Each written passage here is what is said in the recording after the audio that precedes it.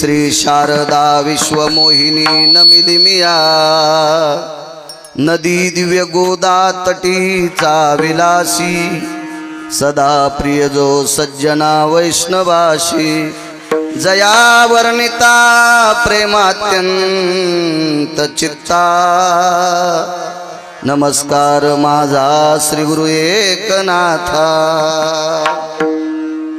आगी लागो तया सुखा जेने हरिनये मुखा मज होत का विपत्ती पांडुरंगरा हो चित्ती। प्रस्तुत प्राप्त प्रसंगी निवडलेला अभंग विश्वमान्य विश्वभूषण विश्वाधिकार विश्वप्रिय चिन्मय स्वरूप असणारी अधिकार संपन्न साधू श्रीमंत श्री जगद्गुरु तुकोबाराय यांचा मागणीपर प्रसंगातील प्राप्त प्रसंगी निवडलेला अभंग विठाला विठाला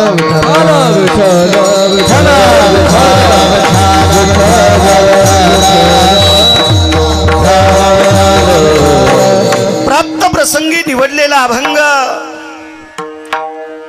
देहूतील मालकांचा आहे। हे यंत्र बंद करा ते आता।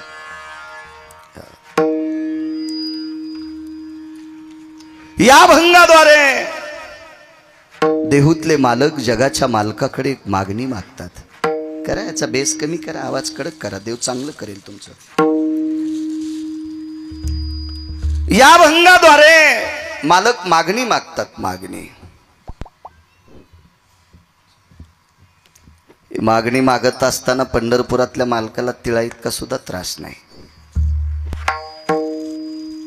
मागायला माणसं आल्यावर देणाऱ्याला कसं होतंय फक्त देणाऱ्यालाच कळत असते।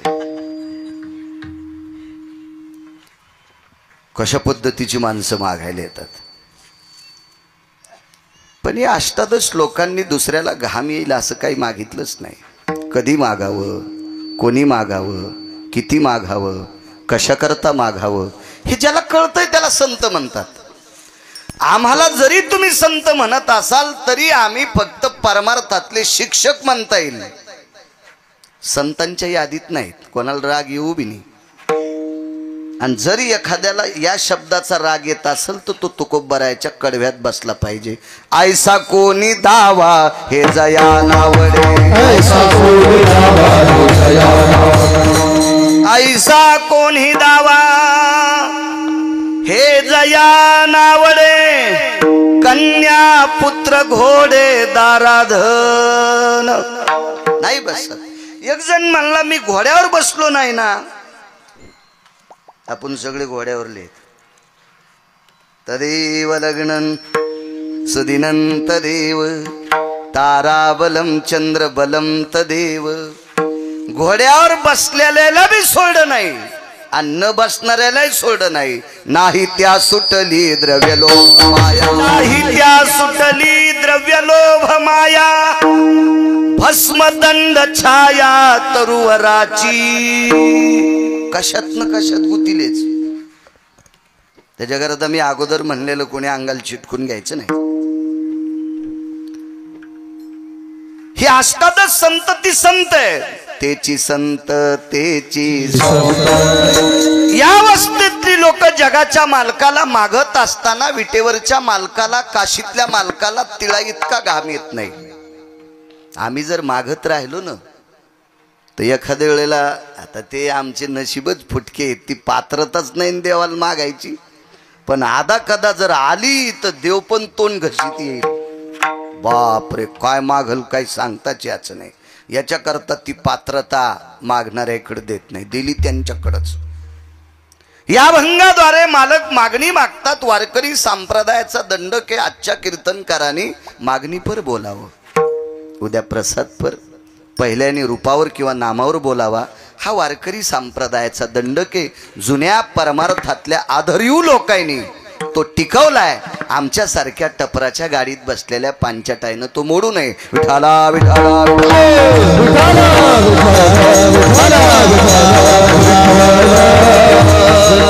या भंगाद्वारे मागणी मागतात। आगी लागो तया सुखा तुकोबाराय देवाला म्हणतात, करा थोडासा कडक करा मॉनिटरला त्या आवाज.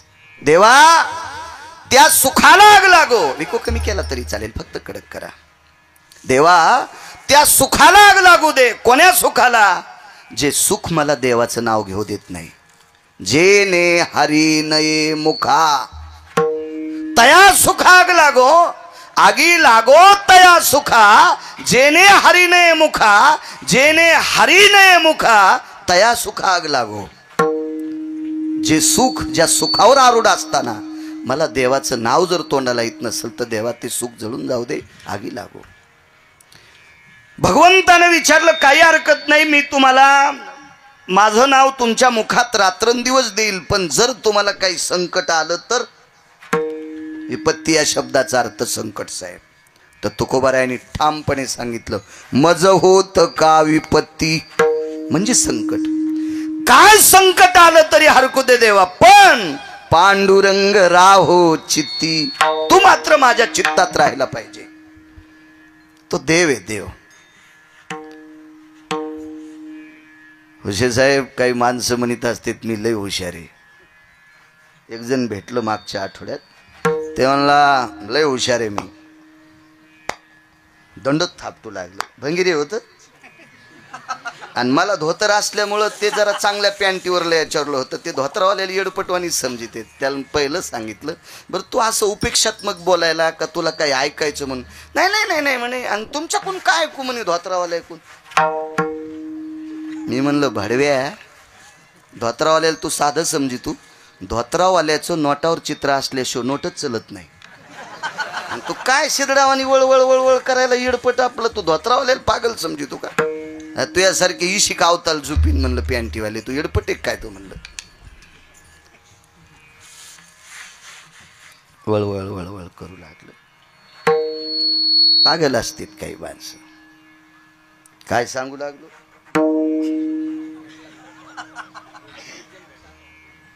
हो पण कशासाठी भेटला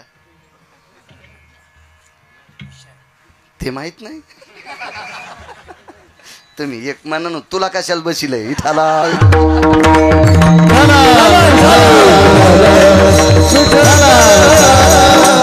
ते म्हणे महाराज मी लयच हुशार आहे.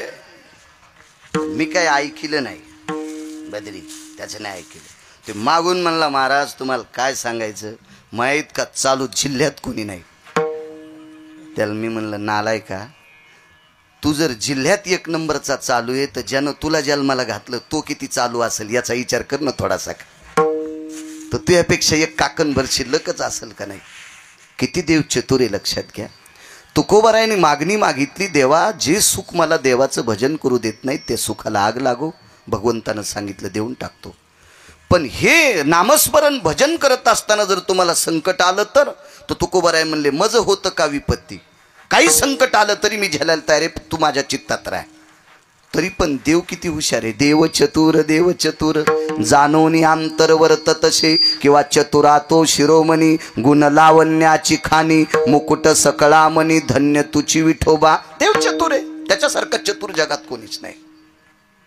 मग अशा चतुर भगवंतानी प्रश्न केला, तुकोबाराय माझं भजन करण्यासाठी शरीर तर मानवी लागेल. माझं भजन करण्यासाठी तुम्हाला शरीर देहा मानवी लागल. मग माणूस म्हटल्याच्या नंतर जात आली. मग तुम्हाला कोण्या जातीत जन्माला घालू. ती एकदा नामदेवरायला सुद्धा असा प्रश्न होता. तर नामदेवरायनं सुद्धा देवाला सांगितलं होतं, जन्म हो का भलते जन्म हो का भलते याती, कोण्याही जातीत जन्माला घाल, मात्र मला हरिभक्त कर. ही नामदेवरायाची सार्थ मागणी. तुकोबाराय अजून पलीकडचं बोलले, जळो ते समूळ धन संपत्ती उत्तम कुळ. देवा मला जर तू उत्तम कुळात जन्माला घालीत असेल, जर मी भजन करीत नसेल तर ते माझं कुळ पण जळून जाऊ दे. एका ठिकाणी तर इतकं गोड बोललेत, उत्तम कुळी जन्म क्रिया मंगळ बुडविले कुळ उभयता. उत्तम कुळात जन्माला आहे आणि काम हलकटवाणी करायलाय. अख्ख्या कुळाला मातीत घालत असते ते बदमाश लोक. अख्ख्या कुळाला. तुकोबाराय म्हणले देवा मला जातीच्या फंद्यात पाडू नको. माझ्या सोप्या भाषेत सांगू का, मराठवाडी भाषेत. तुम्हाला एखादी जात सापडली का त्या जातीत लोक दारू पित नाहीत? एखादा पेशंट आला का असा तुमच्याकडे? बाई साहेब तुमच्याकडे आला का? ए बद्री तुला दिसला का रे एखाद्या जातीतला माणूस? प्रशांत गुरुजी तुम्हाला, नागरेश सर भेटला तुम्हाला, महाराज भेटली एखादी जात की त्या जातीतली माणसं दारूच पित नाही? अशी औषधाला तर जात नाही सापडायची. आणि अशी जात जर सापडली तर त्या जातीच्या चपलाचं मंदिर बांधे तुम्ही. हे व जन्मास्तित मिथ्या नास्तिको धर्म भय व्याप्ती नाम यत नष्टोचारा भयो देहत्रयास्त किन्मुखा. हे काय गांजा फुकेन लिहिले का? जगात अशी एक बी जात नाही की त्या जातीत भ्रष्ट माणसं नाहीत. जगात एकही जात नाही की त्या जातीत सात्विक माणसं नाहीत. प्रत्येक जातीत सात्विक माणसं आणि प्रत्येक जातीत भ्रष्ट माणसं. म्हणून ही लोक हुशार होती. देवा जळवते समूळ धन संपत्ती उत्तम कुळ. कशाला जातीच्या चौकटीत? मला जातीच्या चौकटीत लग्न कार्यात पोरापोरीचे लग्न करण्यापुरतं बस जा. व्यवहारासाठी जात काय करायची? एखादच तुम्ही धरतात का मुसलमानाच्या बाया? होय द्वारकाबाई, मंजुळाबाई, कस्तुराबाई, वात्साबाई, अंतिकाबाई, एखादीचं तर नाव मी घेतलेलं असलच नाही. कोण धरत एकादशी चतुर्थ्या? आपल्या बायका. मुसलमानाच्या बाया धरत्यात का? नाही. मग केळ कोणी किते? सफरचंद कोणी किते? मुसलमान. मग एकादशीच्या दिवशी सफरचंद खाताना सतार भाईगावसाला का? यावराला काय करायची? हुशार अधिकारी लोक होते. देवा जळवते समूळ, जातीच्या चौकटीत पाडू नकोस मला. जीनच्या पॅन्टीवाल्याला सांगतोय, कोणाला उच्छेदून बोलव जाऊ नका. टोलनाक्यावर टाळ्या वाजणारी माणसं कोण्या पंथातली? तृतीय पंथातली. चला तुम्ही किती अंतकरणाने मानता बिचारायला? ते ज्या कुळात जन्माले त्या कुळातली माणसं मानत असतील का? आई वडील मानत असतील का? पाहुणे रावणे मानत असतील? नाही नाही नाही. पण पंढरपुरातल्या मालकांनी त्यांना मानले. त्यांच्या कुळातला एक व्यक्ती कान्हो पात्रा खोदू पिंजारी तो दादू भजनिया भेदू हरीचे पायी. खोदू आणि दादू याच्यापैकी एक किलिंबे होता, नपुसक होता, तृतीयपंथी होता. पण या पवित्र भारत देशातल्या प्रत्येक वारकऱ्याला सकाळच्या काकड्यात त्याचं नाव घ्यावंच लागते. घ्यावंच लागतं. एक जण म्हणला मी घेणार नाही, पंढरपुरातला मालक म्हणला मग तू सुनता करू, तू या संप्रदायात राहायच्या लायकीचं नाही. आहे का हिम्मत त्याचं नाव काढायची? का नाही? कारण कुण्याही जातीत, कुण्याही पंथात, कोण्याही स्वरूपात जन्माला आलेली माणसं देवाला आपलंसं करणारी आहेत. म्हणून तुकोबाराय म्हणले जळो ते समूळ. अजून एक पुरावा आहे का? कबीर मोमीन लतिफा मुसलमान सेना नावी जान विष्णुदास. मोमीन म्हणजे पानं ऐकणाऱ्याच्या कुळातला माणूस. मुसलमान. इतकं भजन केलं, इतकं भजन केलं डॉक्टर साहेब. भजन करता करता ईदभर पोटाचा धंदा होता. तो धंदा होता शेलाई नाहीचा. पण भजन करता करता शेलाई नाहीचा. ते शेला इतका पवित्र झाला, ज्याला इकला त्याच्या घरी जाऊन भजन करीत होता. ठाई ठाई शेल्यावरती दिसे राम नाम ग. पुरावा शपक आहे बरं का, अभंगात इचकू नका. नंतर वकालत करण्यापेक्षा आताच करतो. माणसं माघारी काड्या करते. त्याच्यामुळे आपण आपलं शिद्रट टुनाला नाही पाहिजे याला बोट घालायला. विठाला विठाला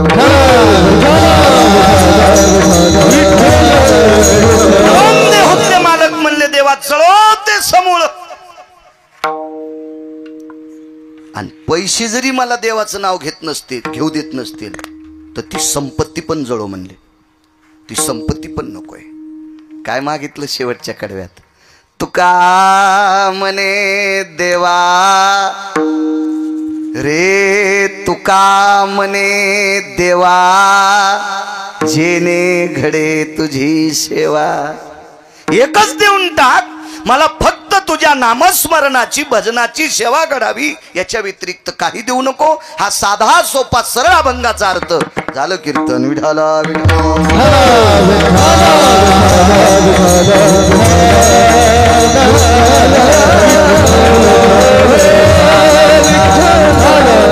मोठ्या श्रद्धेने, मोठ्या अट्टहासाने, मोठ्या असीम प्रयत्नाने, सात्विक सदाचारी अंतकरणाने हा नामोत्सव, हा नामयज्ञ, हा अन्नदानाचा यज्ञ, परम पावन अधिष्ठान, दिव्य तेजस्वी हे अधिष्ठान, ज्या अधिष्ठानावर वैकुंठवासी हरिभक्तीपरायण परमपूज्य गुरुवर्य कृष्णाजी महाराज व्यवहारे अशा महान महात्म्याने या ठिकाणी साधना केली. हे ठिकाण अधिष्ठित केलं. परम पावन ठिकाण, या ठिकाणावर चालत असलेला हा ज्ञानोत्सव, हा नामाचा अन्नदानाचा यज्ञ, अशा परम पावन यज्ञात आजच्या 7व्या दिवसाचं कीर्तन करण्याचा योग गिरगावच्या बाळूला लाभलाय. हे माझं परम भाग्य. हे कॅमेरावाले तुम्हालाही धन्यवाद. माझ्या लग्नात नव्हता, तुम्ही इतके लावले, चांगली गोष्ट आहे. लाई जा अभंगाचं कडवट टाकी जा. तुम्ही मोठी वाट लावता, कष्टात इंजेक्शन आणलं असं नका करीजा. तसे चांगले आहेत म्हणा, तुम्ही चांगले लायचं. खरं धर्माचा प्रचार करीजा. काय ताने आमच्या हौदात पाणी येतं उरक, तुम्ही प्या. आमचा जे दिवशी हौद कोरडा होईन ते दिवशी निघाला बाळ्या तूर कापायला. विठाला विठाला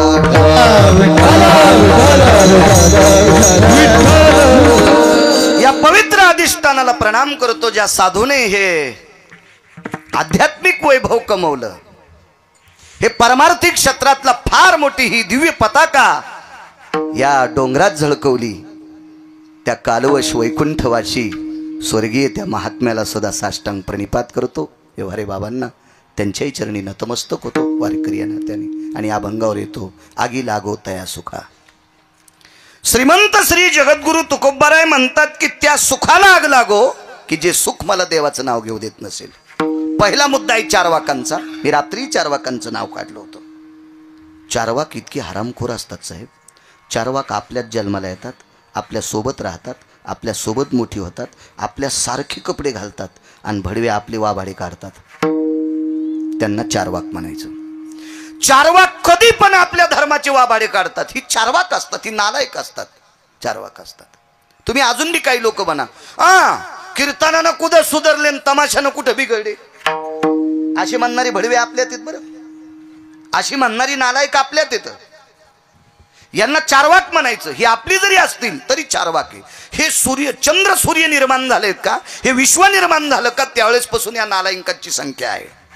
अशा एका चारवाकांनी प्रश्न केला, का हो तुकोबाराय म्हणतात सुखाला आग लागो, सुखाला आग लागो, मग या संतांकडे सुख आहे का? त्याला माहित आहे का नालायकाला संतांकडे किती सुख आहे? ज्याच्या कृपेने साहेब विश्व चालतंय ना.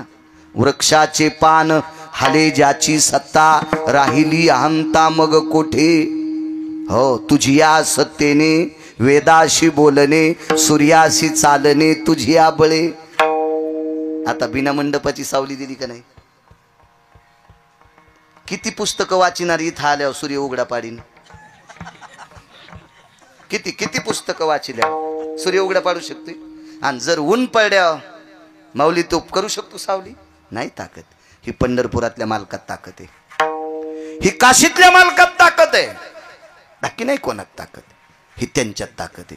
मग ऊन पाडायची, शिराळ पाडायची, पाऊस पाडायची, गारा पाडायची, कोणात ताकद आहे? त्याच्यात आहे, त्याच्यात आहे, त्याच्यात आहे. तो मोठा किती असेल याचा विचार करा ना. त्याच्या मोठेपणाचं माप काढायला आपल्याकडे तराजू आहे का? नाही. अजून एक मोठेपण सांगू का त्याचं? साध्या भाषेत कळेल, रुचेल, पचेल अशा. जास्त मी अडचणीत हात घालीत नाही, इचू निघत असते. कशाला उगा अडचणीत हात घालायचं? आपलं सोपं सोपं सोपं बोललं पाहिजे, उगा जास्त काय नाही. हा, तुम्हाला आणि मला किती दिवस वाचवायचे हे ज्याच्या हातात आहे त्याला जगाचं. मी सांगतोय म्हणून ऐकायचं का? संत शिरोमणी निळोबाराय म्हणतात, निळा म्हणे देव राबे त्यांचे घरी अंधारी करीत असे. दारातला चोपदार म्हणजे कोण? वॉचमन, गेटमॅनच म्हणावं लागेल ना. मग जगाचा मालक संतांच्या सुखाचा परतावा करत असताना वॉचमन झालाय. याचा अर्थ देवाकडे सुख नव्हतं. अजून एक पुरावा सांगतो मागच्या मंडळींना की देवाकडे जर सुख असतं तर वैकुंठातून संतांच्या सदनात सुखाकारे देव वेडावला, या सुखाकारे देव वेडावला, वैकुंठ सोडून संत सदनी राहिला, वैकुंठ सोडून संत सदनी राहिला.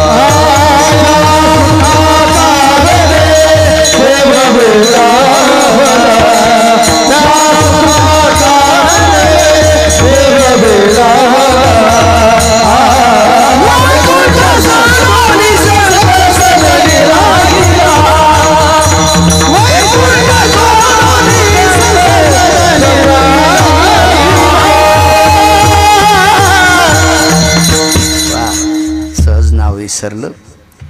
इथले मार्गदर्शक अधिष्ठित आदरणीय प्रभाकर महाराज शास्त्री श्री क्षेत्र पावनधाम आश्रम, त्यांनाही प्रणाम.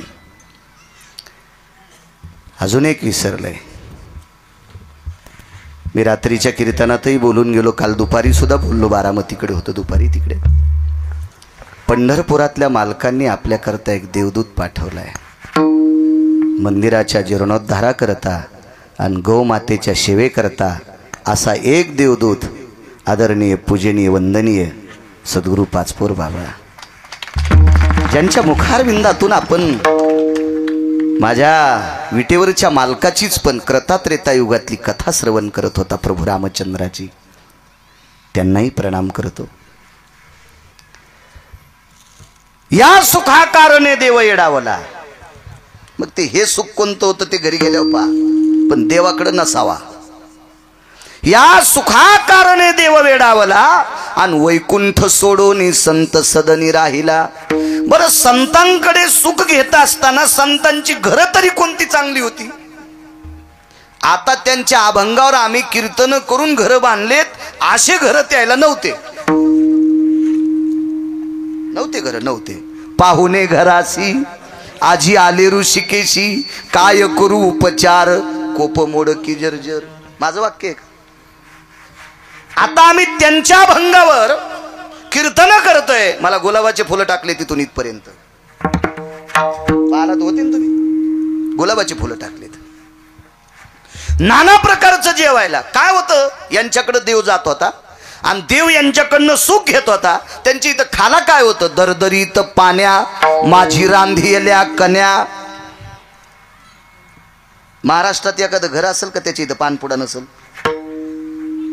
इकत घ्यायचं काम नाही ना. सक्रातीला ह्याची कुणी केलं द्याल्यात.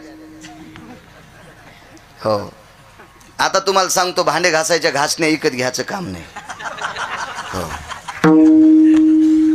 आमच्या इथं संक्रांतीला इतक्या शॅम्पूच्या पुढे आल्या की आम्ही गाडी पण शॅम्पूच्या पुढे न धुतो. काही दिवसाला यायनं गहू ज्वारीन गॅस वाटावं म्हणजे बस झालं, म्हणजे बाळाला पुन्हा ताण नाही कशाचा. पण ह्या मोठ्या चतुर येतात, ह्या तोंड पाहून वान देतात. ही बड्या घरची बाई आली की गुळाचं ढेकूळ, जरा बड्या घरची आली की मग बघवं, आणि गरीबाची बाई आली की शॅम्पूची पुडी. होंडी होशीन होंडी, विठाला विठाला.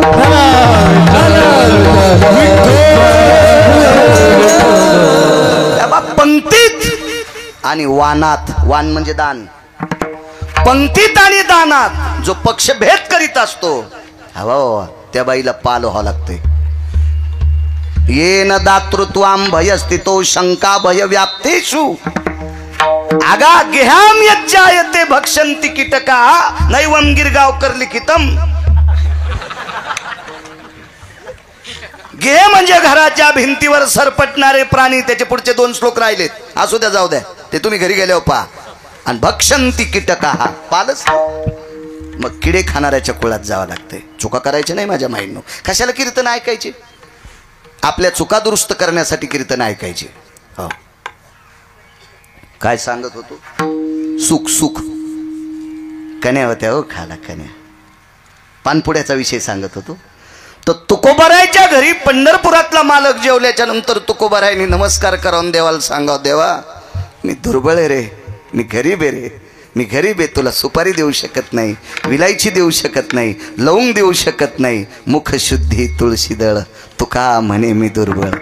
मग इतकी नाजूक परिस्थिती तरी पण यांच्याकडे सुख होतं देवाला देण्यासाठी. नामदेवरायाचं घराची भौतिक श्रीमंती ती एकनाथ महाराजांचं घर जर सोडलं तर बाकी सगळ्या संतांची घरं साधी होती. केळीवरी नारळी घर चंद्रमोळी, जाणत शियाळी नामयाची. काय एक घर, वारा पाणी मुसळधारा, वारा पाणी मुसळधारा, तेने मोडीले छपरा, तेने मोडीले छपरा. काय या परिस्थिती हो, तरी पण जगाच्या मालकाला सुख देण्याची ताकद त्यांच्यात आहे. चारवाकांचं थोत्तर बंद झालं. इथपर्यंत आलतो ना मी. चारवाक विचारित होते की तुकोबराय म्हणतात सुखाला आग लागो, मग यांच्याकडे सुख आहे का? भंगिऱ्या सुख इतकं आहे, सुख अजून संपलत नाही म्हणून पंढरपुरातला मालक खाली आहे. आणि जर सुख संपलं असतं तो वरी गेला असता. अजून सुख आहेच, ते इतकं सुख आहे, इतकं सुख आहे की अजून देवाला पण कळालं नाही संतांकडे सुख आहे. म्हणून डोक्यातलं काढून टाका, संतांकडे सुख असेल का नसेल. अप्रतिम सुख आहे. अपांपती निरजा येते, अभ्राम भ्रपटलेशी दया, धरा यज्जा येते क्रिया, तरुवर शाखा भेदीचता. अपांपती म्हणजे समुद्र, पाणी मोजता येईल. धरा, पृथ्वीचं वजन करता येईल. प्रपटल अंबर, यालाही मोजता येईल. तरुवरा शाखाती भिन्नम, ह्याही मोजता येतील. पण संतांचं सुख मोजता येत नाही. इतकं संतांकडे सुख आहे म्हणून ते त्यागू शकतात. संत म्हणून आगी लागो तया सुखा. आता राहिला प्रश्न, तया हा कोण्या सुखा? की जे सुख देवाचं नाव घेऊ देत नाही त्या सुखाला आग लागो, त्या सुखाला आग लागो. उदाहरणार्थ एखादा राजा असेल आणि राजा रिकाम्या वेळात जर देवाचं भजन करीत नसेल तर त्याच्या सुखाला किंमत नाही, किंमत नाही, किंमत नाही. अशा सुखाला आग लागो. मग ऐका पुरावे, तुम्ही मला फक्त आशीर्वाद देत राहा, त्याच्यावर बाळू बोलत राहील विठाला विठाला.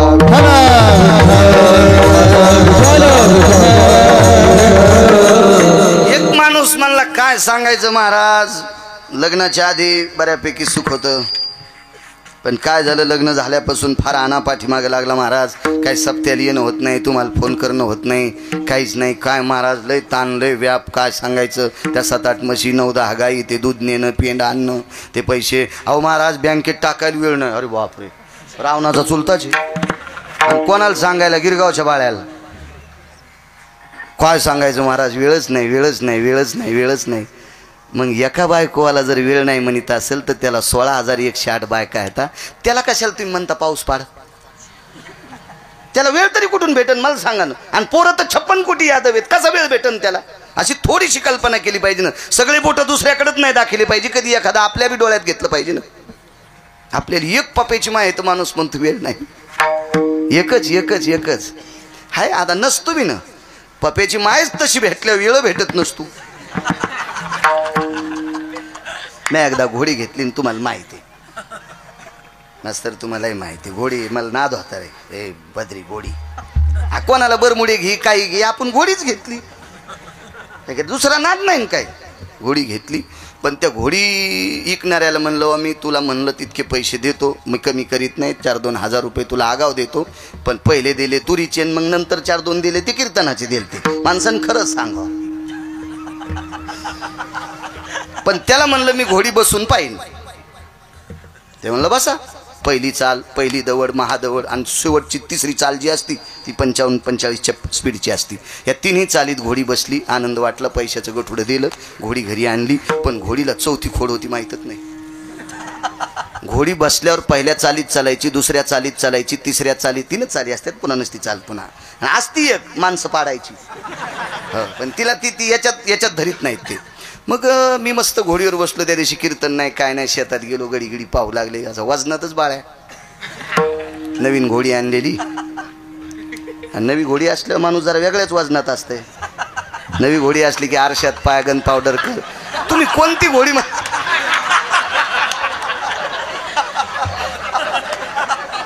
ए बद्री, तू गैरसमज करून घेऊ नको रे.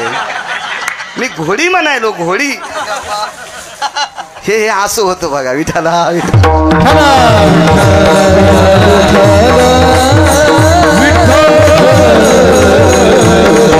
बसलो घोडीवर, आनंद वाटू लागला. ह्या घोडी उगी अशी चलत होती, मनका पण हलत नव्हता साहेब घोडीवर, मनका पण घोडीला एक खोड होती, बोर दिसली की तिच्या खालून जात होती, लोंबकळलेल्या बोरी खालून जात होती, लोंबकळलेल्या बोरी खालून। मी आधी 4-2 बाऱ्या बसलेलो होतो म्हणून मला कळालं आता घोडी काय आखडत नाही गडे, ही बोरी खालून जाती ना आपलं थुत्तर वरबाडी ती उडी आणली, धकलं धकलं धकलं। अशा घोडीवर बसण्यापेक्षा पायी पायी चाललेलं बरं आहे का नाही? अशी घोडी माणसाच्या जीवनात भेटू नये। मी घोडी म्हणायलो, आयंदळ घोडीशी पायंदळ भला आणि अवकुसळ बायकोशे सांगूच नका। वैकुंठवासी बापूसाहेब मालक दिंडी क्रमांक 15चे मालक म्हणायचे, आयंदळ घोडीशे पायंदळ भला आणि अवकुसळ बायकोशे रांडका भला। मी नाही म्हणायचो, ते म्हणायचे। मग अशी जर असल तर वेळ देत नाही भजनाला, अशी जर असेल तर भजनाला वेळ देत नाही ना। अशा सगळ्या नसू शकतात ना, सगळ्यांनी तेच म्हणावं मी प्रपंचात आहे, मला भजनाला वेळ भेटत नाही, मला भजनाला वेळ भेटत नाही। मूर्खपणाचं टोक। 1800 बायका साहेब एका व्यक्तीला, 1800 नागरे सर, 1800 कशा होत्या? इथं बसलेल्या माझ्या माईंना सांगतोय, त्या 1800 बायकांमुळे तुम्हाला श्रीमंत पदवी मिळाली। ज्या घरी कुलस्त्रिया, राज्य, राणी व संपत्ती, त्या इतक्या इतक्या अधिकारी होत्या, इतक्या अधिकारी होत्या। हे 1800 पैकी एखादी जर रात्री 1 वाजता उठली ना डॉक्टर साहेब, 1 वाजता उठल्याच्या नंतर पहिला हात तिचा डोक्याच्या पदराला जायचा आहे, पदर सरकलाय का पडलाय का डोक्यावर, तिचा आचळू सरसावला, तिचा आचळू सरसावला। आचळू म्हणजे पदर। इतक्या नीती संपन्नीतल्या होत्या। आता राहू द्या, तुम्हाला कुठं ऊन लागत? मी त्या सांगायलो 1800, मी तुम्हाला कुठं सांगायलो? मी तुम्हाला नुसतं सांगायलो, तुम्हाला घ्या म्हणी ना, हा मी कुठं तुम्हाला म्हणायलो? आणि जर तुम्हाला आचरणात आणायचं असेल तरी पुराणातल्या 2 गोष्टी सांगतो। देवानं पैसे कोटीनं द्यावा पण उघडे नाही ठेवा, देवानं पैसे अब्जानं द्यावा पण उघडे नाही ठेवा, देवानं पैसे खरवानं द्यावा, जिंच्या पॅन्टीवाल्याला आकडा कळत नाही फक्त हो म्हणा, निखरवानं द्यावा, पद्म देवा, शंखू देवा। एकावर किती शून्य म्हणजे शंखू? हा 18 विठाला विठाला विठाला,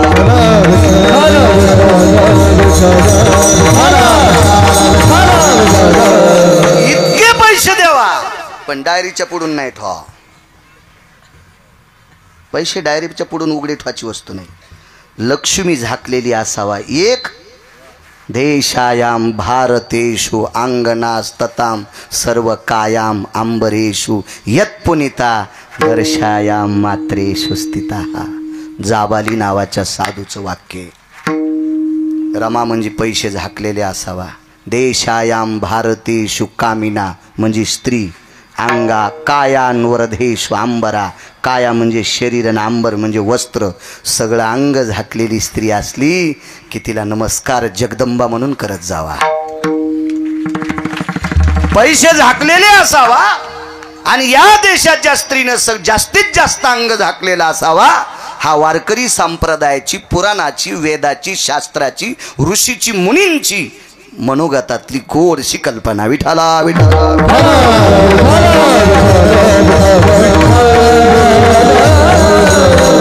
अशा 1800 बायका। त्या राजाचं नाव महाराज गोपीचंद राजा। आगी लागत आहे असो का, त्याचं नाव होतं गोपीचंद राजा। गोपीचंदाला मुलगा झाला मुक्तचंद, आईचं नाव मैनावती। आगी लागत आहे असो का सांगते काय, मालकांचा अभंग आहे। 1800 बायकापैकी रोज 300 बायका आंघोळ घालीत होत्या।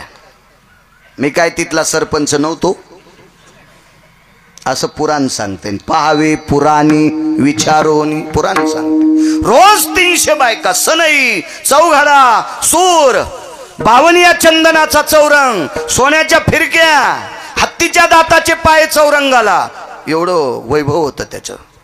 त्याचं नाव होतं गोपीचंद। त्रिलोचन राजाचा पुत्र, बापाचं नाव त्रिलोचन, मुलाचं नाव गोपीचंद, त्रिलोचनाच्या नातवाचं नाव मुक्तचंद। त्याच्या पुढचं ऐकायचं का? पण हेच 3 ध्यानात धरा। बस झालं. जास्त गोळ्या घेतल्यावर मला वाटतं रिॲक्शन येत आहे ना, त्याच्यामुळे बस झाले 3. त्याच्या पुढचं पुन्हा कधी पाहू. असा हा गोपीचंद. पण त्रिलोचन नावाचा राजा निघाला. एके दिवशी गोपीचंदाचं स्नान चालू आहे. आई गोपुरावर होती. गोपूर म्हणजे माडीची पडवी, ज्याला आपण सायवन म्हणतो. खालचं वरचं जेवढे मजले असतील तेवढे. आपल्या आत्ताच्या भाषेमध्ये पोर्च म्हणावं लागेल. पोर्च पडवीत होते, पुढच्या सायवानात होते. आणि वरून चौकात आपल्या मुलाचं स्नान आई पाहत होती. सुरसनई चौघडा वाजत होता. काही पत्न्या पाणी घालीत होत्या, काहींनी उठणं लावलेलं होतं. काय काय वैभव या विश्वास संसारात. फक्त 9 लोकांचं वर्णन केले, त्याच्यापैकी एक रावण आहे. आणि 1 नंबरला संसारात सुख कोणी भोगला असेल तर त्याचं नाव आहे राजा भरत. त्याचं नाव आहे राजा भरत. याच्या भौतिक श्रीमंतीचं वर्णन पैठणच्या मालकांनी गोडसं सुंदर केलंय. कधी जर वेळ भेटला, रिकामा वेळ, तर भंगिऱ्याला चाटिंग करण्यापेक्षा चांगल्या माणसांच्या वया वाची जा. देव तुमचं खूप चांगलं करीन. विठाला विठाला.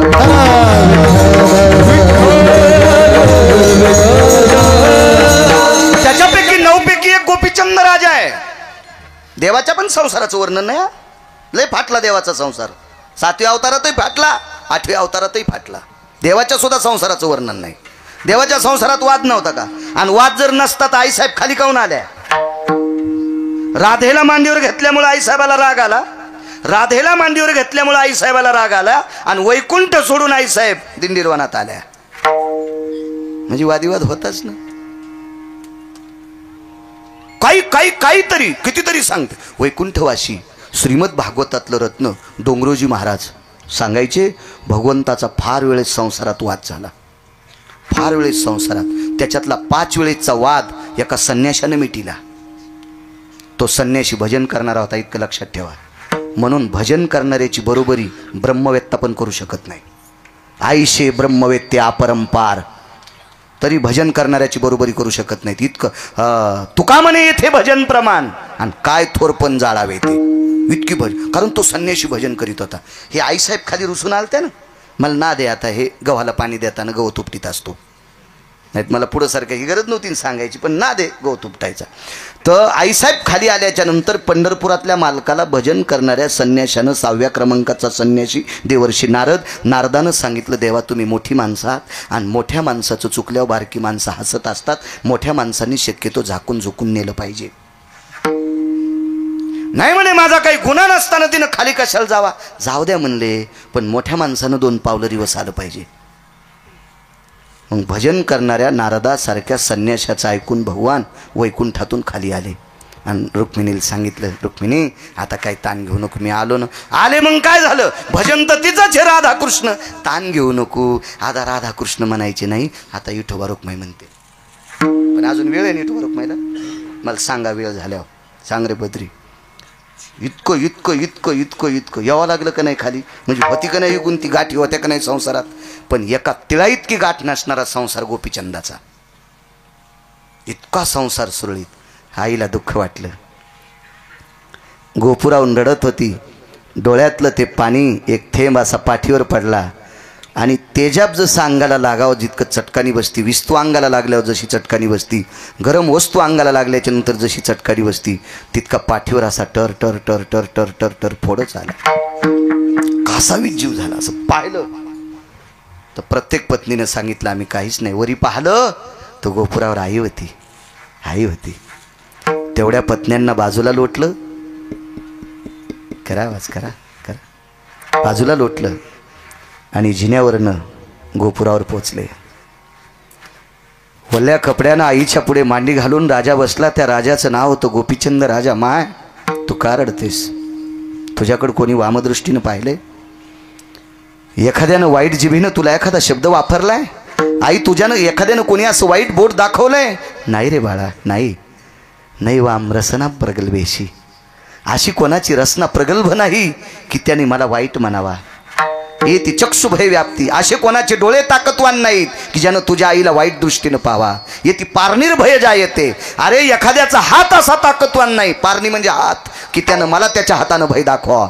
असा हात कोणाचा मला अजून सापडलेला नाही. मग आई तू रडतेस का? मला तुझं दुःख वाटते. आई मी दुःख नाही ना मला.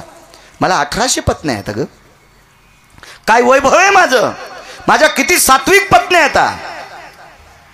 अगं माझ्या पत्न्यांचं वर्णन ऋषी मुनींनी करावं. या देशातली सर्वात मोठी श्रीमंत संपत्ती काय असेल तर या देशाची स्त्री आहे असं ऋषींनी माझ्या पत्न्यांना बघून पदवी दिली बायकांना.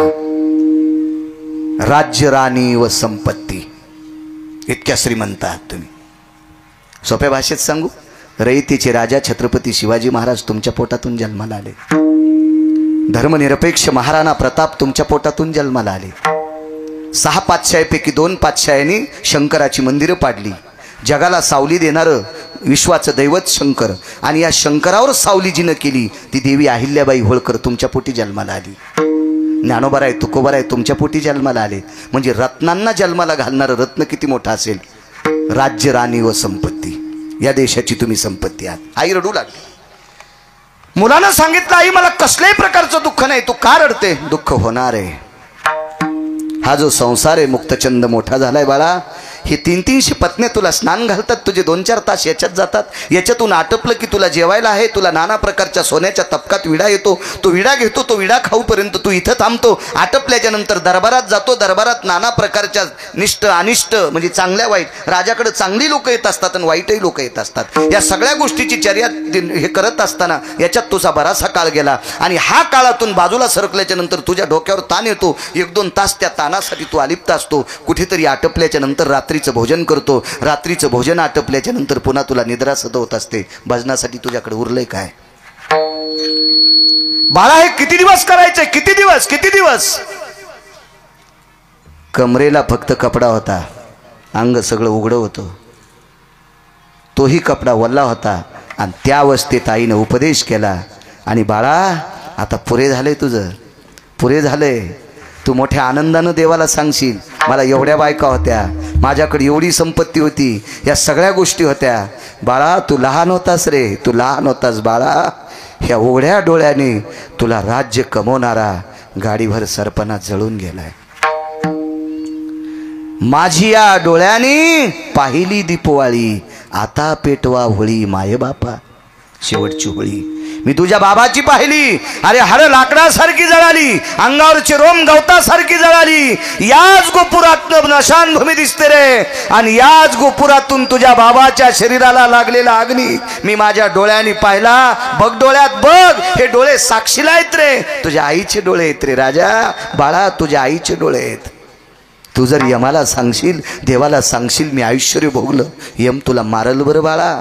यम तुला मारल. यमाला दया नाही, नाही त्या यमाशी करुणा. मारी ती झोडी ती तोडी ती निष्ठूर. यमाला दयामया नसती रे बाळा. तो म्हणणार नाही हा राजा होता, तो म्हणणार नाही हा भिकारी होता, तो म्हणणार नाही हा कीर्तनकार होता, तो म्हणणार नाही हा मृदंगाचार्य होता, तो म्हणणार नाही हा भजने होता. चुका केल्यावर रट्टे हाणतूच यम. भेणार नाही. मग तुला आताची आताच आपुली आपण करा सोडून तुला काहीतरी तुझं हित करावं लागेल. उपदेश मान्य झाला. 19 लोकायला 20 मिनिटाच्या आत उपदेश पावला. 20 मिनिटाच्या आत नारदाने वाल्याला केलेला उपदेश 13 मिनिटाचा होता. मी सांगत नाही, पुराण सांगते. रामायणात बघायचं नाही, दुसरं पुराण पाहायचं.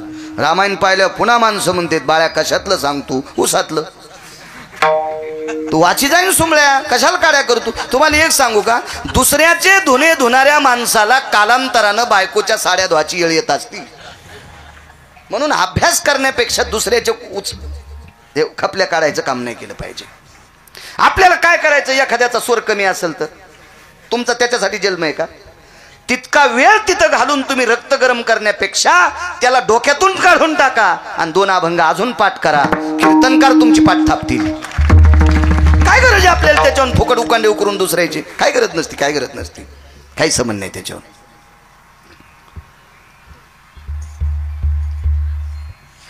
बारा मिनिटात बायकोनं नवऱ्याला उपदेश केला आणि त्या दिवशी बायको सोडून दिली. बायकोचं नाव होतं रत्नमाला. आणि 12 मिनिटात उपदेश ज्या नवऱ्याला केले तो नवरा इतका मोठा आहे.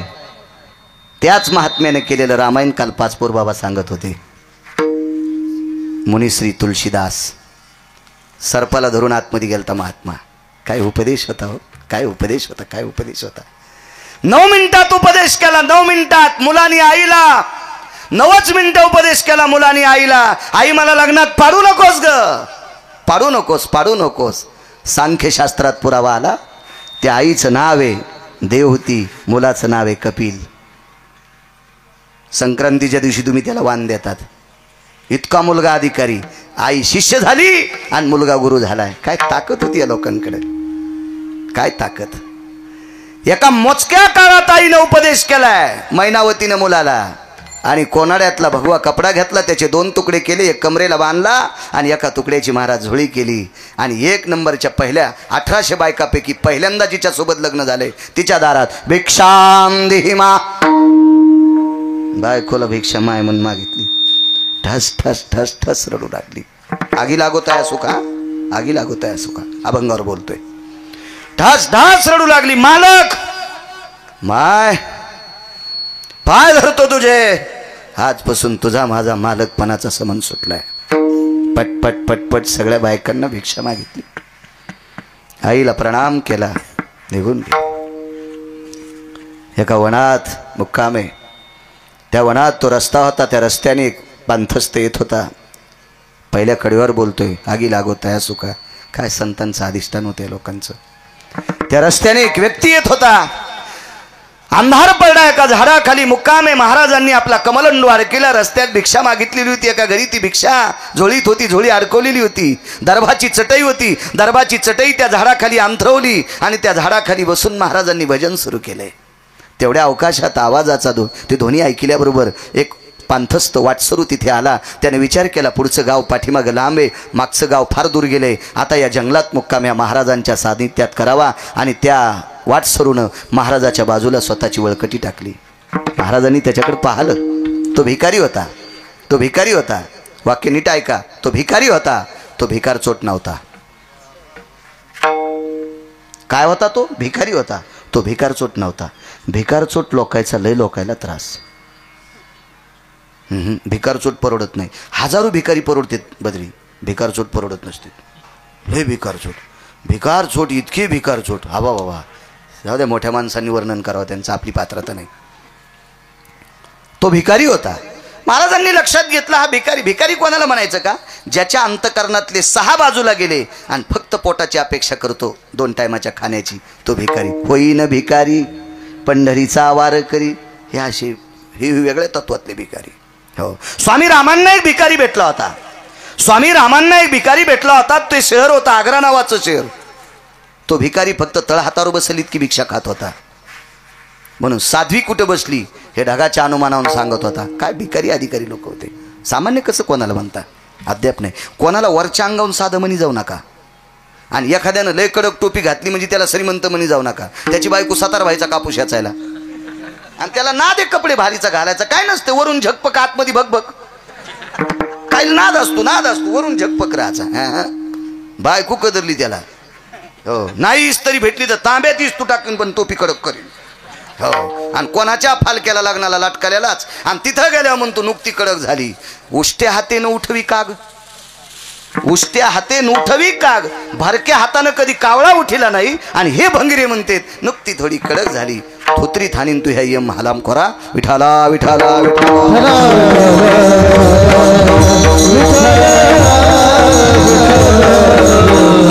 निष्पाप अंतकरणाचा भिकारी. कळेल तुम्हाला तो भिकारी, कळेल.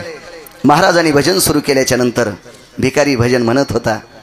भजन आटपल्याच्या नंतर भिकाऱ्याकडे भिक्षा नव्हती, महाराजाकडे भिक्षा होती. महाराजांनी कमलंडू खाली घेतला. कमलंडूत पाणी होतं आणि झोळी खाली घेतल्याबरोबर झोळी अशी पसरवली.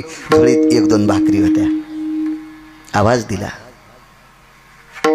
दादा बाबा काका काय म्हणले असतील. अरे बाळा जेवतोस? ओठावून जीभ फिरवत होता. शुद्धीनं व्याकुळ झालेला होता. महाराजांनी स्वतःच्या झोळीतली 1 भाकरी आणि भाजी देऊन टाकली. भिकारी तृप्त झाला. महाराजांनी भजन अगोदरच केलं.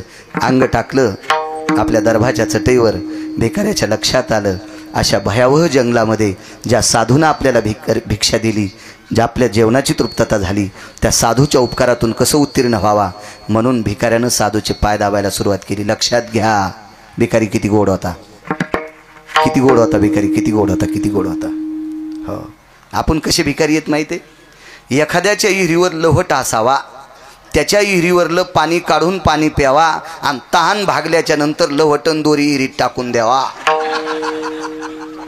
कसे भिकारी आहेत आपण, देवाला पण कळणार नाही या भडव्याला कोण्या नरकात टाकावा. असले भिकारी आहेत आपण, असले भिकारी आहेत. वा वा वा वा, काय भिकारी आहेत आपण. तपासलं पाहिजे आपल्यातला भिकारीपणा किती वाईट येतं. इतका जरी कळाला तरी बस झालं. विटेवरच्या मालकाला आवडेल आपण इतके जरी चांगुलपणात वागलो तर. भिकाऱ्याने हातपाय दाबले, महाराजांनी सांगितलं नको रे नको. मनातली मनात म्हणले अरे या भोगासाठी तर संन्यासी झालोय, हे भोग मला बेजार करीत होते याच्याकरता संन्यासी झालोय. आंघोळीला 300 असतील, त्या आरती वारा घालायला किती बायका असतील, किती लालन पालन असेल त्याचं, किती वैभव असेल. आपल्याला एक एकच माणूस म्हणलं ते ऐकतो. संक्रांतीला 15,000ची साडी आणली पप्याच्या बापानं, तर पप्याची माय थोडी उचकानी होती. हा नाही भेटावं बरं, उचकानी कोणाला भेटू नये रे बापा, देवा वैऱ्याला भेटू नये. नाही नाही, उचकानीचं लय अवघड असतं. मी नाही सांगत, कर्कशे संगती दुःख उदंड फजिती, देऊतले मालक सांगतात.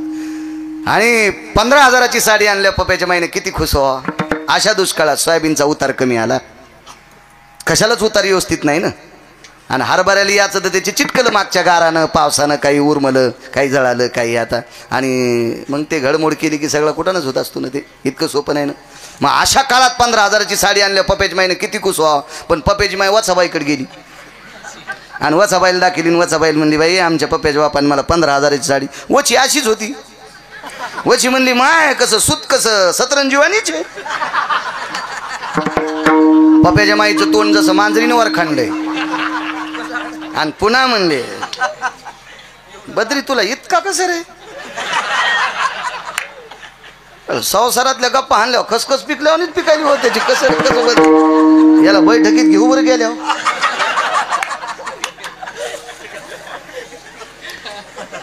बायकोचं दोन वर गाड्यावानी झालं. म्हणले काय झालं, काय आणलंय. हे सुत सतरंजीवानी. हा, आणि त्याला अनुभव ना आपल्याला वन कशाची पडीत. आमच्या इतका तुला अनुभव आहे संसारातला. हा विढाला विढाला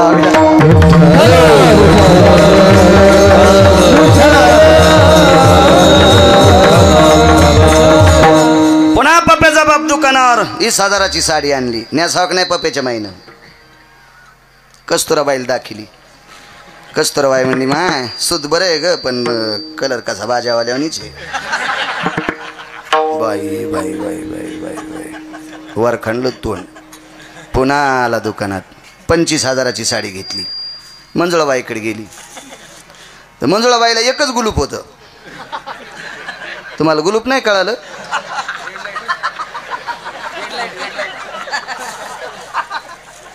एकच गुलूप. मंजुळाबाई म्हणली माय सूत चांगलंय, रंग चांगलाय, आणि बुट्या कशा ग गोचडावानी. एकच बायको आहे तरी बरं, एकच एकच एकच. घरी आला आणि म्हणला तुया पाया पडतो, जशी घ्यायची तशी घी, बस मोटरसायकलवर. मोटरसायकलवर बसली. रस्ता असाच होता आपल्या आश्रमावर आलो तर असाच. हो, जोरात जालन्याला गाडी नेली आणि तिथं दुकानापाशी गाडी लावली. म्हणला केवढ्याला घ्यायची तर घी. ऑटो रिक्षावाला म्हणला कोणाला बोलायला. पप्याच्या माईला. ती मागच्याच बाकात पडीन, माघाल्याच बाकात पडीन ती. एक एक एक एक काय सांगायचं महाराज. हेवा बायको का नाही उठलं की गरम गरम पाणी तोंड धुवायला देती, आंघोळीला गरम टाकी ती. आमची वड्याला दाढी ती काय हे तिळभर करायचं आणि इळभर सांगायचं. लोयत नाद हो काय काय लोकायला. मला सांगायचं आहे एका बायकावाले जर भोगासाठी इतके उडे हानीत असतील, याला 18 होत्या जायबाई साहेब. काय भोग असेल, काय भोग असेल. भिकाऱ्याला सांगितलं दादा, मन म्हणत होतं नको रे या भोगाला कंटाळून इथं आलोय, नकोय हे भोग भजन करू देत नाही, नकोय नकोय. हातपाय दाबले त्याने. पड्याच्या नंतर सहज विचारलं का रे कुठं चाललास. काही नाही म्हणे. गोपीचंद नावाचे राजेत, उदार अंतकरणाचे दानशूर गोपीचंद राजेत, आणि या राजांकडे माझं संपल्याच्या नंतर जात असतो. उदार अंतकरणांते राजे गहू ज्वारी मला देऊन टाकतात. माझा संसार त्या राजामुळे धकतो. तो राजा माझ्यासाठी देव आहे. कोण म्हणायलाय भिकारी, ऐकायलाय कोण. राजा राजा काय म्हणला, ते भिकारचोट राजा. महाराज काय म्हणतात, ते भिकारचोट राजा. साहेब त्या भिकाऱ्याला, गोपीचंदाला भिकारी म्हणल्यावर इतका राग आला त्याला वाटत होतं महाराजाच्या डोसक्यात दगड घालू का काय. निष्ठा होती हो काही लोकांची, निष्ठा होती, निष्ठा. जो निष्ठेनं जीवन जगतो का त्याची दखल पंढरपुरातला मालक घेतो. कुठल्याही गोष्टीवर निष्ठा पाहिजे, कुठल्याही गोष्टीवर निष्ठा असावी.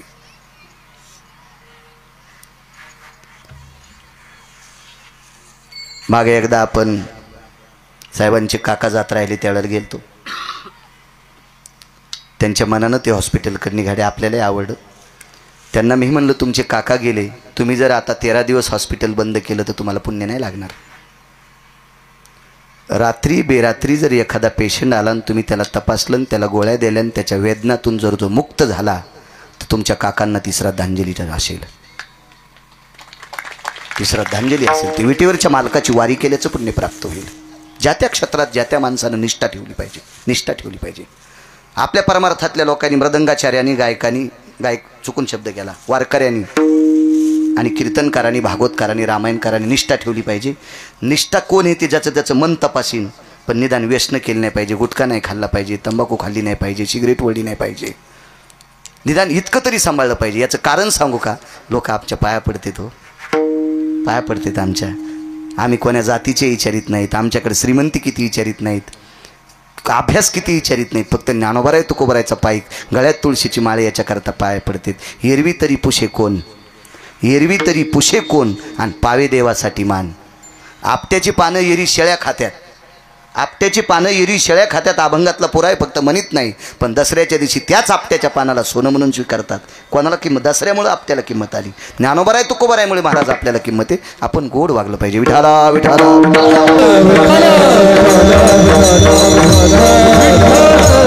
राग आला आणि पाया दाबणारा भिकारी महाराजाच्या विरोधात गेला. भिकाऱ्याने स्वतःची वळकट उचलली, दुसऱ्या झाडाखाली टाकली. महाराजच होती, त्याने त्याची वळकट उचलली त्याच्याजवळ 1-2 बऱ्या झालं. भिकारी म्हणला, महाराज मी मारीन बरं तुम्हाला, मी तुम्हाला मारीन. आतापर्यंत महाराज समजित होतो, भाकर दिली, हातपाय दाबले, पण तुम्ही, मी ज्या राजाला मानतो त्या राजाला तुम्ही नाव ठेवता, मला तुम्ही आवडत नाही, तुम्ही महाराज असो चुलीत गेली, काय गरज नाही मला तुमची, काही गरज नाही. महाराज त्या भिकाऱ्याचं गोपीचंदावरचं प्रेम पाहून, गोपीचंदाचे झालेले महाराज यांचे डोळे रडत नव्हते, त्यांचं अंतःकरण रडत होतं. आणि महाराजांनी विचारलं, बाळा गिळा म्हणूच नका म्हणे, तुम्ही आता लोक वारखंडे घालले ना, आता लोणी लावायलात का आम्हाला, अद्याप नाही म्हणले, बोलायचंच नाही. ऐक म्हणले, ज्या राजाला मी भिकारी म्हणलो आणि ज्याला तू राजा म्हणतोस तो भिकारी मी आहे. शेकोटी पेटवली. शेकोटीच्या प्रकाशामध्ये गोपीचंद महाराजांचा चेहरा पाहिला. भिकाऱ्याचं अंतःकरण रडत होतं. महाराज तुम्ही सार्वभौम राजे होते, तुमचं राज्य कोण हरण केलंय? आपल्या 1200 पत्न्यांची काय अवस्था आहे? राजे आपला मुक्तचंद नावाचा मुलगा काय करतोय? राजे तुमच्या मातोश्री मैनावती काय करतात?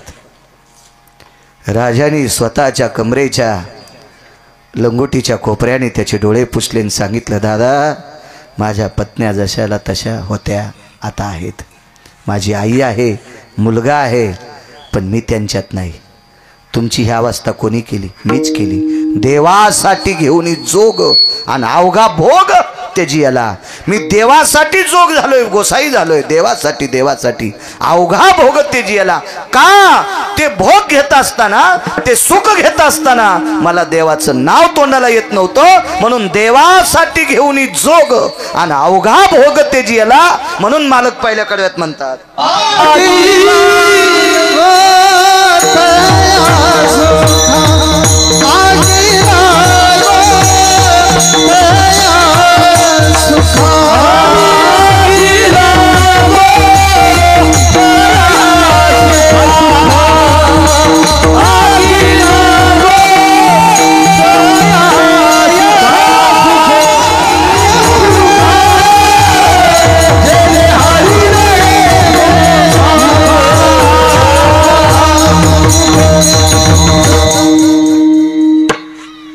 जे सुख देवाचं नाव घेऊ देत नव्हतं त्या सुखाचा त्याग गोपीचंदाने केला. बद्री 5 पर्यंत ना गजल हा. मग मी त्याच्यामुळेच म्हणालो लवकर घ्या, तर कशाला पुढं पुढं वाढवा म्हणायला. मी तर आत्ता इठल करतो ना. याच्याकरता तोंडात हाणली होती त्या 5 काऊन म्हणायला म्हणून. विठाला विठाला विठाला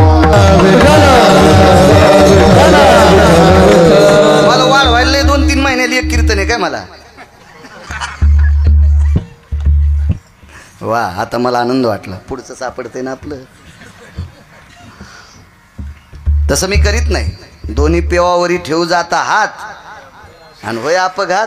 तसं 2-2 पेवावर हात ठेवत नाही. मधलं अंतर गौसलीत का आपलं घ्यायचं. आगावपणा कशाला करायचं. एकच मंडळी आहे ना. गोपीचंदा इतके असल्यावर मग ताण घ्यायचं काम आहे आपल्याला. तेवढ्या नाहीत ना. आगी लागत आहे सुखा.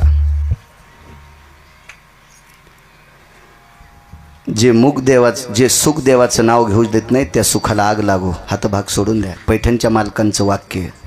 देवाचं नावच जर तोंडाला येत नसेल तर नामाविन मुख सर्पाचे ते बीड आणि जिव्हा नवे काळ सर्प आहे. याच्या पलीकडे सांगतो, नाम नाही घे ज्याची वाचा. पुढचं म्हणू नका. जरा आवड शब्द आहे पण तो मालकांचा आहे. आपली पात्रता नाही. रिकामी जागा तो लेख. पा किती किती कठीण. नामाची फार मोठी ताकद आहे. नाम इतकं पवित्र. पैठणच्या मालकांनी एक वही खर्च केली. नित्य राम नाम गरजेवानी. नित्य राम नाम गरजेवानी तीर्थे येती लोटांगणी आणि सुरवर लागती चरणी सवे यम पायवंदी. दक्षिणेचा राजा सुद्धा पाया पडतो नामधारकाच्या. इतकी मोठी ताकद आहे नामधारकामध्ये. नामधारकाचा प्रत्येक काय आहे. आदरणीय पाचपोर बाबांनी कथाप्रसंगात शबरीचा प्रसंग सांगितला असेल. मी त्याच्यातला उगा सांगतो 2 मिनिटाचा. 188 साधूंनी यज्ञ केला. 188. पुरावा रामायणातला नाही. मगध द्वय मखेषु सर्व सिद्धायम साधवे तत्पुण्याता यत मखेषु प्रतः यत प्रातासी जायते. या निसर्गातला बदल त्या काळात यज्ञान होतात. यज्ञात भवंती पर्जन्या. त्या काळात आताचा यज्ञ कोणता आहे. कलियुगी उद्धार हरीच्या नामे. आता नामाचा यज्ञ आणि अन्नदानाचा यज्ञ हे 2 यज्ञ सर्वश्रेष्ठ सांगितले आत्ताच्या काळात. तो काल होता. त्या काळात तो यज्ञ करायचा ठरला. सरोवराचं पाणी खराब झालं. सरोवराचं पाणी खराब झाल्याच्या नंतर करावं काय. नाना प्रकारचे ऋषी मुनी योगी जपी तपी सद्दी सिद्ध महापुरुष सगळे लोक काय आले पण पाणी काही शुद्ध होत नव्हतं. एका साधूने आक्षेप घेतला. असतेत काही ते म्हणले इथे एक लाहुरं चित्र ससे धरणाराची पोरगी याच्यात आंघोळ करून गेली. याच्याकरता पाणी खराब झालं. एका साधूने सांगितलं ही गोष्ट चूक आहे. कोणावर असं म्हणत जाऊ नका. चुकीच्या गोष्टी येते. असं नाही म्हणायचं. तुमचं सरोवर शुद्ध करण्यासाठी शबरी इथं आणणे गरजेचे आहे. आता शबरीच्या मागं 4-4 फूट दाढ्यावाले पळू लागले की ज्याच्या जटा शिष्यानं धरल्यात, ज्याच्या नखायच्या चुंबळी झाल्यात. हे शबरीला पाहण्यासाठी पळत होते आणि शबरी यायला पाहून लपत होती. शबरी यांना पाहून लपत होती. तिला माहित होतं हे आपल्या विरोधातली माणसं आहेत. माझ्यावर आरोप करतात की तळ तू अशुद्ध तळ केलंस तू. याच्याकरता ती लपत होती. हे शेवटी हैराण झाले. हा, यायच्या घामानं काहीच्या जटा गळाल्या. हो, जटा गळाल्या काहीच्या घाम येऊ बेजार झाले. आणि मग एका साधूनं सांगितलं शबरी सापडत नाही का. पण शबरी पळालेली कोणाला दिसली. ते म्हणले आम्ही पाहिली हो. आकाशातली वीज लपावाय अशी शबरी लपती म्हणले. विदुलताय समजायते कामिनीस्तते वचा प्रपटले ती अंबरहा. आकाशातल्या विजेसारखी चपळ आहे. ती कुठं लपली पळालीत नाही. रस्त्यानं गेलेली दिसली का. हो. मग ज्या रस्त्यानं शबरी गेली तिचे पावलं तर उमटले असतील. मग तिचे पावलं जिथे उमटलेत त्या पावलावरची चिमूटभर माती आणा आणि या सरोवरात टाका. सरोवर शुद्ध झालं. ताकद कशाची होती. नामाची होती. शबरीने यज्ञ थोडे केले. फक्त भजन केले. फक्त भजन. मग या नामस्मरणाच्या ताकदीनं ते शुद्ध होते. चोखोबारायांनी रामकृष्ण नामाच्या बळावर स्वर्गातलं आम्र शुद्ध केलं. अमरपुरीतलं इंद्राच्या ठिकाणचं आम्र शुद्ध केलं. इतकी मोठी ताकद आहे नामाची. म्हणून मालक म्हणतात देवा ज्या सुखावर आरूढ असल्याच्या नंतर तुझं नाव येत नसेल त्या सुखाला आग लागो. माझं होतं का विपत्ती. अडचण आली तरी हरकत नाही. अडचण आली तरी हरकत नाही. हिरण्यकश्यपूचा मुलगा कोण. भक्त प्रल्हाद. हा भजन करत होता म्हणून 11 प्रयोग केले याच्यावर. 11 भजन का करतोय. बापाला आवडत नव्हता. नाम घेऊन येती देवाचे. हे ब्रीद हिरण्यकश्यपूचे बापाला भजन करणारं पोरगा आवडत नव्हतं. त्याला संपवण्यासाठी कड्यावून टाकले. त्याला संपवण्यासाठी हत्तीला दारू पाजून त्याच्या खाली तुडवलंय, त्याला संपवण्यासाठी उकळत्या तेलात टाकलंय, त्याला संपवण्यासाठी वाटेल ते प्रयत्न केले 10. त्याच्यानंतर बाप दमल्यावर त्याची बहीण चालू झाली.